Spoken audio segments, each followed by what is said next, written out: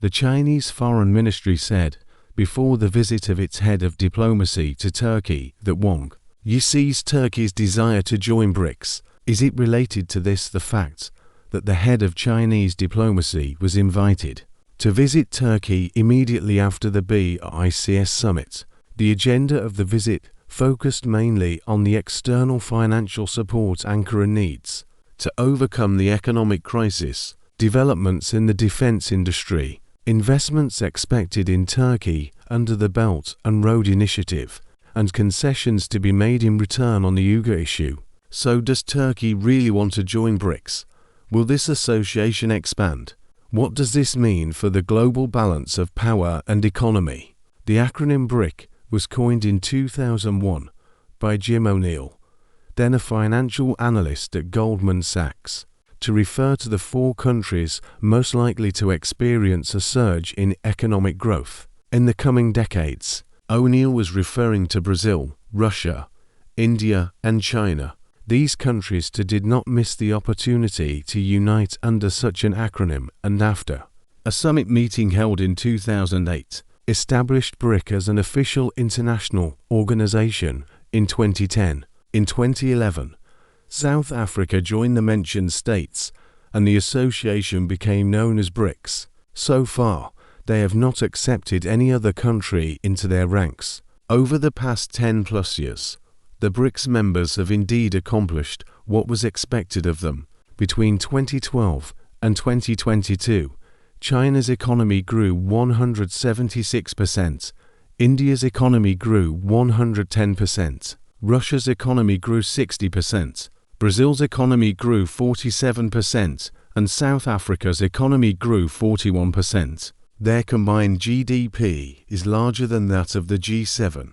The organization's new development bank, better known as the BRICS Development Bank, has financed $33 billion worth of projects in developing countries. Today, BRICS is attracting the attention of the Global South as an alternative political and financial structure that is not dominated by the US or Europe. At the organization's last summit, it was announced that 22 countries want to join BRICS. However, this desire seems more political than economic, because in reality, the financial capacity of the BRICS Development Bank is much smaller compared not only to the World Bank, but also to the Asian Infrastructure Investment Bank, which finances China's Belt and Road Initiative. Speaking of which, the gap between the growth rates of China and India and the other members of the association has widened greatly in recent years. It can be said that BRICS, like all other regional organizations to which China belongs, can only stay on its feet under China's aegis. Within global supply chains, China is actually more connected to the G7 countries than to the BRICS.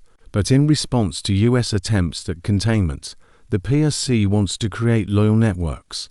The interest shown in the BRICS by countries in the Global South is also being used by China to support its global development initiative. For example, in contrast to its position in the Shanghai Cooperation Organization, Beijing favors rapid expansion of the BRICS. Thus, BRICS membership should be a factor that strengthens the common identity of countries supporting the Global Development Initiative. Meanwhile, the lack of a common identity among countries in the Global South is the biggest obstacle to China's efforts to create an alternative impetus to the West. Some authoritarian administrations are moving closer to China to get rid of Western conditions of democratization. Yet most countries are trying to pursue a policy of balance between the US and China so as not to become party to a new Cold War. The attitude of BRICS members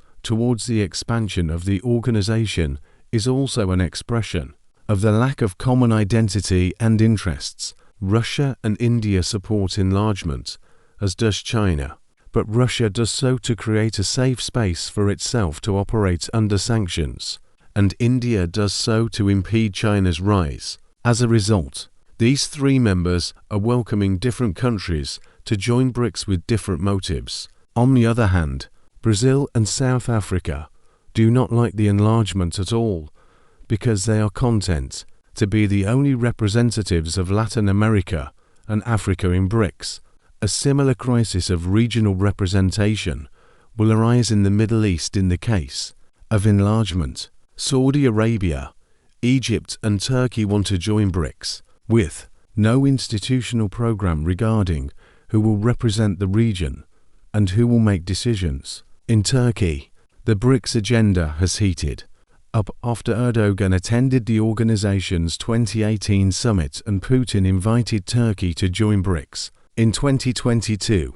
However, apart from Ankara's display of willingness to join all regional organizations in Asia as part of its efforts to pursue a multilateral foreign policy, there are no signs of Turkey having any specific BRICS agenda. For example, prior to Wang Yi's visit to Turkey, the Chinese Foreign Ministry linked the Turkish invitation to the BRICS summit, but immediately afterwards, Military Academy Commander Gültekin, who attended the Chinese Army's founding anniversary events on the 1st of August, recalled Turkey's desire to join the SCO rather than BRICS,